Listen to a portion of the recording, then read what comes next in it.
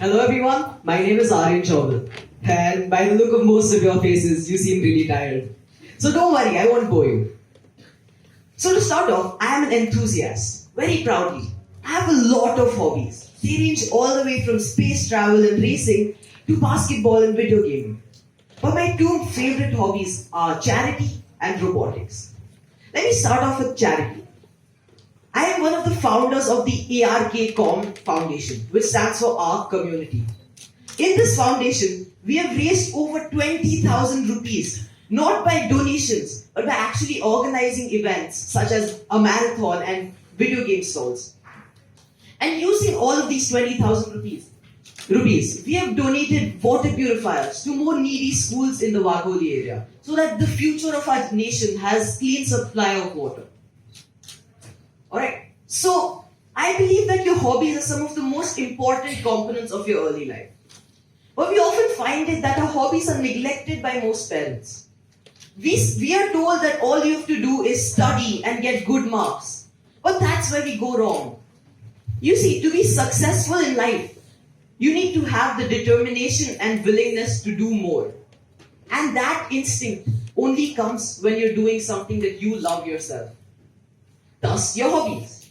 So I believe that it is vital that you develop your hobbies, along with the skills that are associated with your hobbies, to attain better opportunities in your future, such as standing here and giving this speech. So the hobby that got me here was my fascination with robotics. Ever since I was a child, my dad would take me out to play with remote control toys. And every time one broke, we would try to fix it ourselves. And it was that excitement when something that you build works that got me hooked. So I was fortunate enough to have parents that recognized my enthusiasm and encouraged me to convert this into skill. Because after all, skills are what is important. Just having a hobby isn't. So after I developed these skills, I tried to put this into good use. So the achievement that brought me over here was securing the first place rank at the 2018 IIT Tech Fest competitions.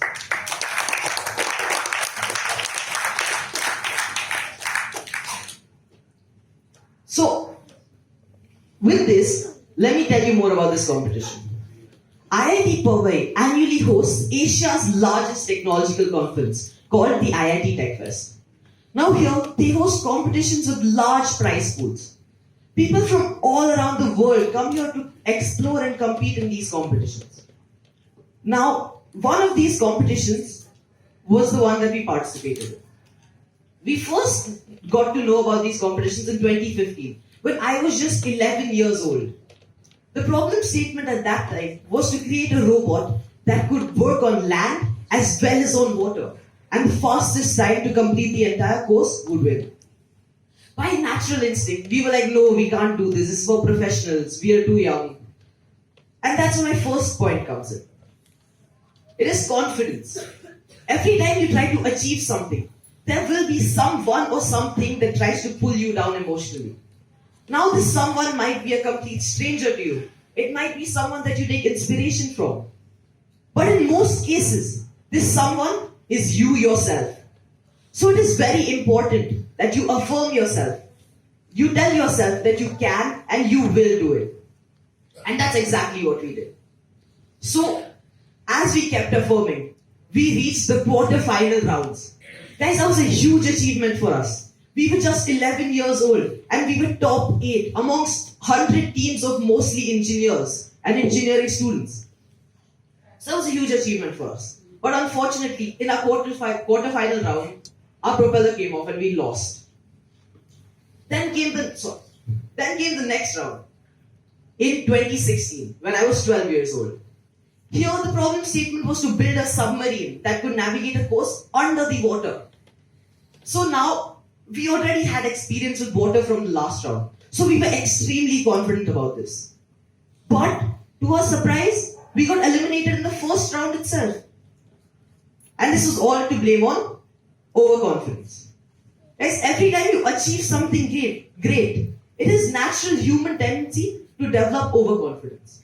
And once you develop overconfidence, you tend to not put in as much time or effort as you did before. Overconfidence is one of the largest threats that you pose to yourself. So it is very important that you conquer overconfidence. You should have enough confidence, but not too much confidence. Now coming back to the loss. It was a huge demotivation for us as we failed in the first round. Every time you face a loss like that, it's like something is stripping you out of your motivation. It's like something is stripping your determination away. Now some people resort to giving up during this time.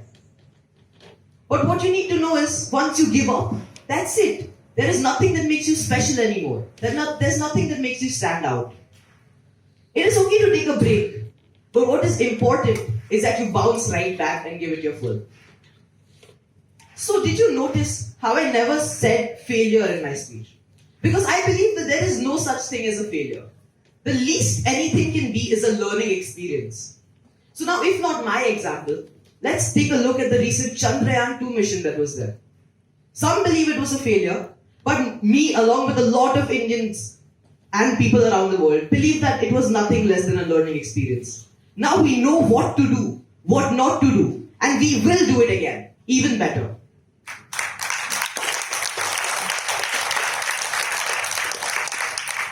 So this brings me to my final competition in 2018. Here the problem statement was to build and place blocks in certain zones and to tackle obstacles with your robot. And the fastest time again would win. So with this, I would like to take you all with me through the journey of creating a product. So the first stage to create any product would be inquiring and analyzing. In this stage, you need to gain as much information as you can. You need to know about what you have to do, by when you have to do it. You need to know every single aspect of the problem statement. Then comes the developing ideas phase, where you take all of this information that you've gathered in your brain and you put them down in paper in terms of your designs. Then comes creating the solution, where you actually take these designs and you try to make them. Now you will face problems during this stage, which is why you rapidly iterate and you keep changing your design as you go through. And finally comes evaluating, where you test every single aspect of your product and you make sure that it's a final finished product. Alright, so now once you have your product, the last step to success is practice. And with practice, we reach the final round of the 2018 competitions. And behind me, I have a video of this competition.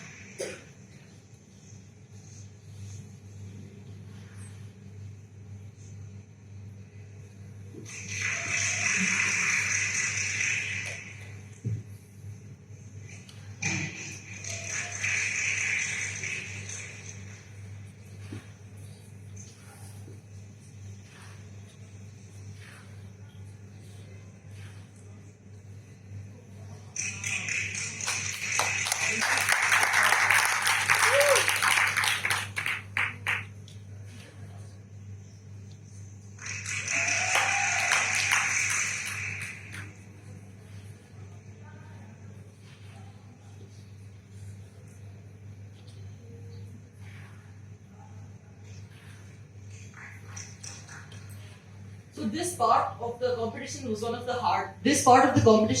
hardest parts. So I'll come back to it after the video is over. I'll tell you more about it.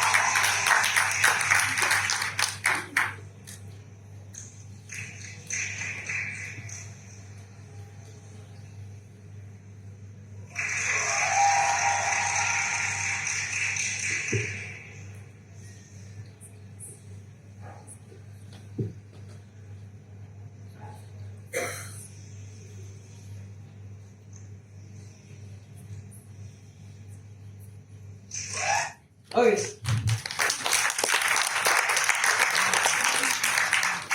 So that was the competition. So through this competition, I'd like to tell you two things: innovation and patience. So a lot of the other teams tried to achieve innovation through small increments. They might have taken a bigger battery or faster motors. But what we tried to achieve was radical innovations. We tried to completely change the norm and the design. And we took an inspiration from a lot of things. So, normal robots would have their arms fixed. If you looked over here, the entire arm rotated to the left and right. That was a really good innovation. And that took inspiration from the cranes that I talked to you about. It's how the cranes move their arms instead of the entire robot. So that saved us around 30 seconds or more. Then comes the weight distribution of the bot. So over here, if you can, you can't really see it right now, but there's a drop that's around 10 centimeters. It's where the robot has to fall down 10 centimeters. And in other areas, there are inclines and declines. So if you don't have the weight right, the robot might tip over. So what we engineered was in the arm that moved, that had the weight. So while the robot was moving, we could change where the arm is placed and we could change the position of the weights. So that was a huge savior for us. And the final innovation was the one over here that I talked about. So the block is 15 centimeters and that hole is just 15.5 centimeters. So there's really no space for error. And as you can see, that was right after the decline. So what most of the other robots did was they went over the block, turned around in this area, and then placed the block. But this used to take a lot of time. So we innovated here again. We lined up the robot over here, and we went for what is called a suicide attempt. We will go over the block, and we will release the block at the exact moment so that it falls down directly into the pit. So that was taken inspiration from the SpaceX rocket, which do a suicide burn as they land. Alright, so there was literally no room for error there. Which is why a key component that I wanted to talk to you about, which is patience is important. So now it was hardwired in our brains that what we have to go for is speed. Go for something that is as fast as possible. But what most don't know is that sometimes to go fast, you have to take it slow. So near those rounds, and as one more thing you might have seen is that a robot got stuck at the start. It wasn't our fault, it was a fault of the arena where something got stuck in the robot that shouldn't have. So now what most people would have done is gone for speed. They would have just pulled it out and kept on going. But that probably would have damaged the wire. That would have ended your chances right there. So when you struggle with something, when you hit a stone, a brick wall, it is very important that you wait, you look at the brick wall, you analyze everything with it, and then you climb over that wall instead of running head first into the wall. And finally, this brings me to my last point, which is continuity. Guys, did you know over 700 of the Fortune 1000 brands from 10 years ago have vanished? Why? Because they innovated once. That's why they were in the Fortune 1000. But then they stopped innovating. So it is very important that you keep achieving. You don't stop at one thing. So as my continuity, now I'm trying to put my skills to good use. I'm trying to create an autonomous fire detection and extinguishing system that is much better than any of our current systems. I believe it will save a lot of lives. So to end it all, let me end with a quote from Steve Jobs. He said that innovation is what separates a leader from a follower. So be a leader. Thank you, everyone.